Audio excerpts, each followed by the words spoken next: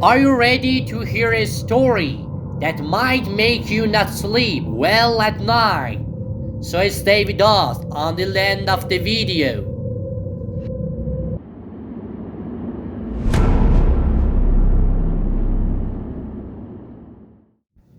Salazar's Rainy Curse.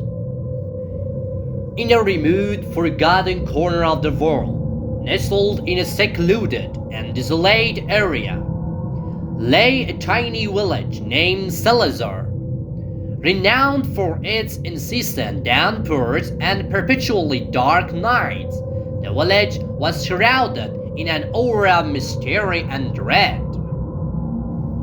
The villagers, bound by ancient tales passed down through generations, lived in constant fear of the rainy nights. Legend had it that during these dark and stormy hours, the spirits of the departed and otherworldly creatures would emerge from the shadowy depths of the surrounding forest. Among the villagers was a young girl named Sarah, known for her inquisitive nature and adventurous spirit. Despite her parents' warnings, Sarah decided to venture into the forest on one particularly stormy night. As she walked deeper into the woods, the rain poured down relentlessly and lightning illuminated the sky with blinding flashes. Armed with nothing but her umbrella, Sarah pressed on, her heart pounding with a mixture of excitement and trepidation. As soon as Sarah stepped into the forest, an eerie chill crept over her. The tall, dark trees cast menacing shadows on the forest floor. The sound of rain pattering against leaves and soil created an uncanny ambience, as if the forest itself were whispering secrets. Sarah moved cautiously, each crunch of twigs beneath her feet amplifying her growing fear. Suddenly, a faint yellowish glow flickered in the darkness. Drawn to the mysterious light, Sarah followed its source and discovered an old, abandoned cabin nestled deep within the woods. The wooden structure was dilapidated and its doors hung open. With a mix of curiosity and trepidation, Sarah ventured inside. The cabin was damp and musty, the walls adorned with moss and cobwebs. In a corner of the room, a cold, dead fireplace stood as a testament to the long periods of disuse. Soot and ash covered the hearth, indicating that no fire had been lit there in many years. Sarah decided to rest for a moment, but suddenly she heard a strange noise. A faint whimper seemed to be coming from beneath two floorboards. Her heart raced as fear washed over her, yet curiosity compelled her to investigate. She cautiously descended the rickety stairs leading to the basement. The steps were dark and slippery, and with each step, the whimpers grew louder. When she reached the bottom, she was met with an astonishing sight. A creature with glowing eyes and ashen skin sat huddled in a corner. It looked up at Sarah and, in a trembling voice, pleaded, "Please help me! I'm trapped!" Sarah was terrified but couldn't bring herself to bound on the creature. She asked, "Who are you? Why are you here?" The being replied, "I am the spirit of a villager who became lost in these woods many years ago. Anyone who enters this cabin is doomed to remain here forever." Fearfully, Sarah asked, "How can I help you?" The creature explained, "The only way to free me is for you to swear an oath never to reveal the secret and allow my spirit to pass on." Though still frightened, Sarah reasoned that if this was truly the spirit of a person, she had to help. With hesitation, she made the vow. As soon as she did, a blinding light filled the basement, and the creature began to fade. It said, "I'm free now, but you must be careful." Heart pounding, Sarah fled the cabin as the rain continued to pour. She wondered if the entire ordeal had been real or merely a figment of her imagination. When she returned home, a heavy weight settled upon her heart. Days turned into nights, and Sarah tried to forget what had happened. But every rainy night, she was plagued by strange dreams. She dreamt of the forest, the cabin, and the creature calling out to her. She realized that the spirit was still nearby. Another night, the rain began to fall, and Sarah was unable to shake off the unsettling feeling that had been plaguing her. Determined to uncover the truth, she ventured back into the forest and to the cabin.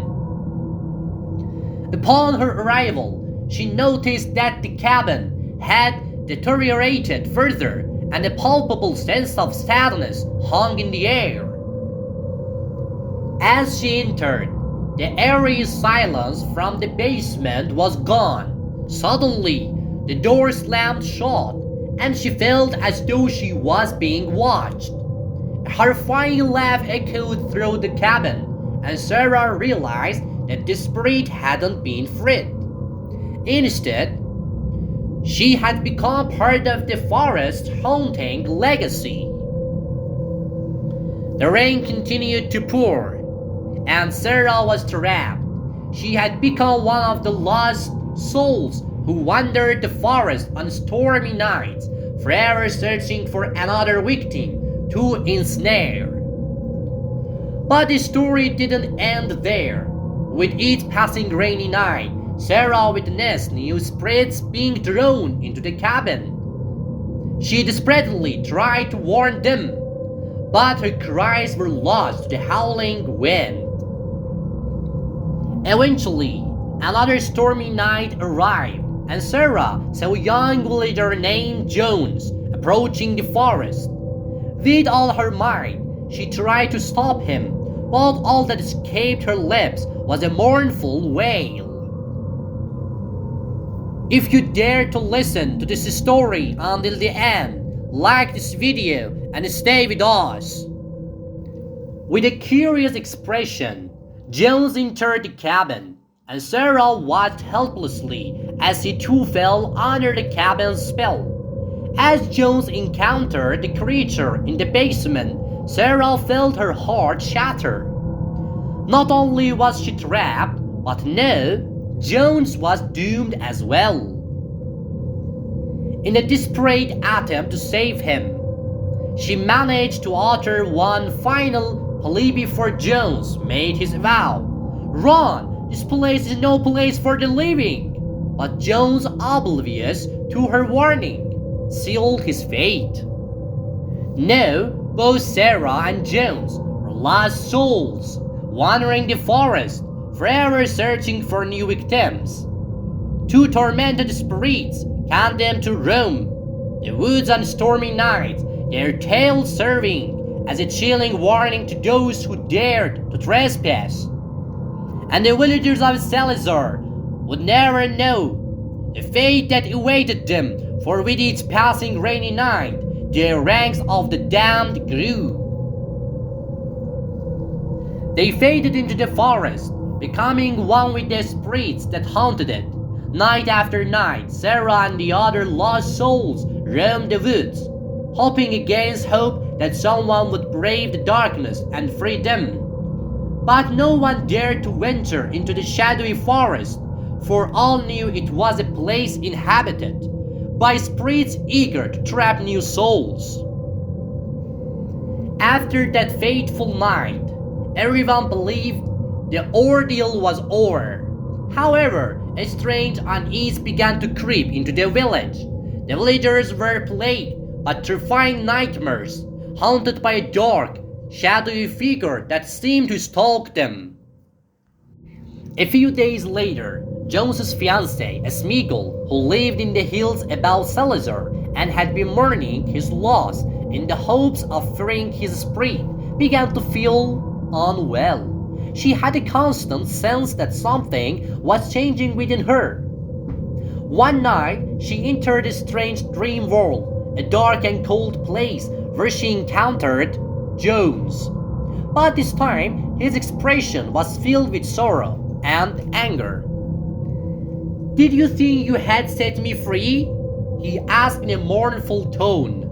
"I was killed out of love and betrayal, and now my spirit is trapped in this realm. You gave me hope, but since that night I have been a prisoner. No, you must pay the price," as Smeagol awoke with a start, realizing that everything had changed. She was no longer the brave and curious girl she once was.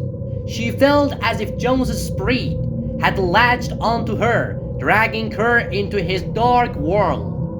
She began to see sorrowful, shadowy figures around her, all reminders of Jones. Ultimately, as Smeagol realized a painful truth, her spirit could never find peace, and now she too was trapped by this haunting.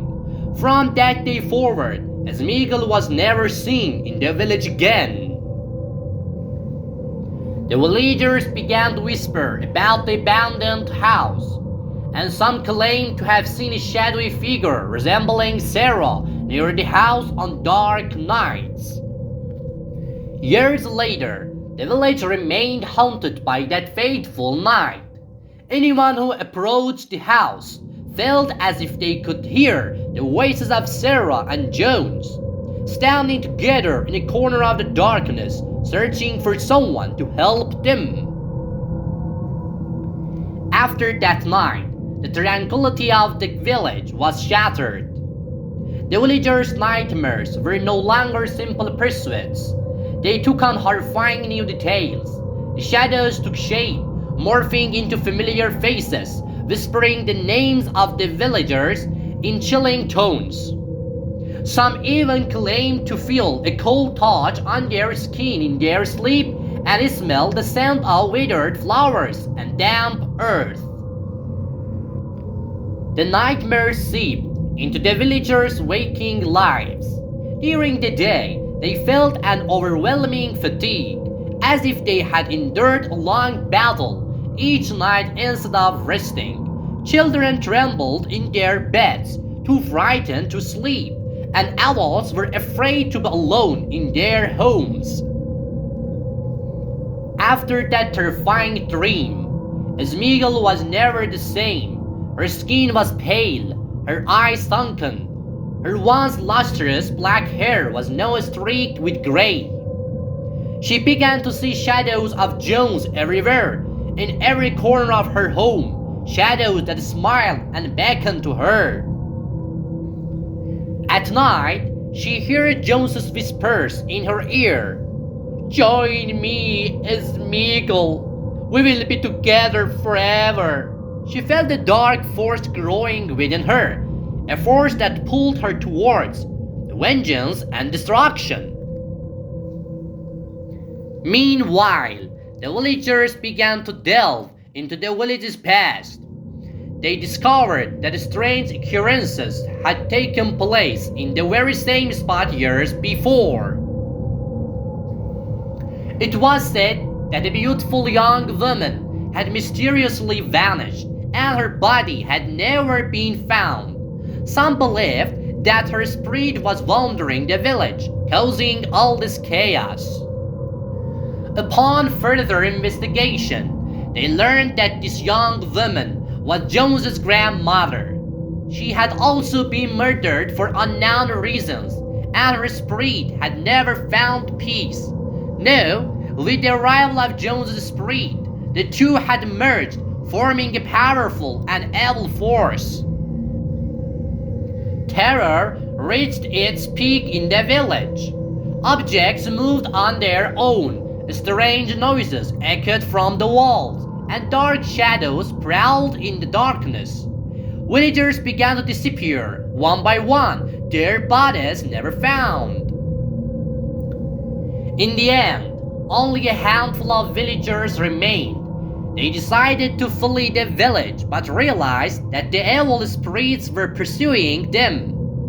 In their final moments, one of them cried out, "We can't escape! They'll always find us!" Could the villagers break free from the clutches of these evil spirits? Or were they destined to be trapped in the village forever? Don't miss the video to find out this last point. A year had passed, and as spring arrived, the villagers returned to their homes. Unbeknownst to them, a dark secret was concealed within an old necklace that had once belonged to Jones. It graced the neck of a young man named Jones, had transformed into a symbol of a curse and ruin following his demise. Smeagol, a young woman deeply enamored with Jones, had kept the necklace as a keepsake after his death. She could never have imagined that this simple piece of jewelry could completely alter her life. As time passed, Smeagol began to notice peculiar changes within herself. Nightmares that dragged her into the abyss, a persistent feeling of coldness and loneliness, and strange transformations in her behavior and appearance. As time passed, Smeagol began to notice peculiar changes within herself. Nightmares that dragged her into the abyss, a persistent feeling of coldness and loneliness, and strange transformations in her behavior and appearance. Meanwhile, the tranquility of the village had vanished. Bizarre events began to unfold. Animals were found brutally slaughtered, plants withered, and at night, the mournful wails echoed through the forest. Gradually, the villagers came to believe that an evil force had infiltrated their community. An elderly woman, living on the outskirts of the village, uncovered the necklace's dark secret. She claimed that the necklace had once belonged to a dark sorcerer, imbued with sinister powers.